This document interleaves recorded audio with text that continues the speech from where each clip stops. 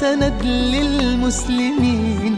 يا حبيبي يا محمد يا ابن عبد الله، تمت الرسالة تمام والحبيب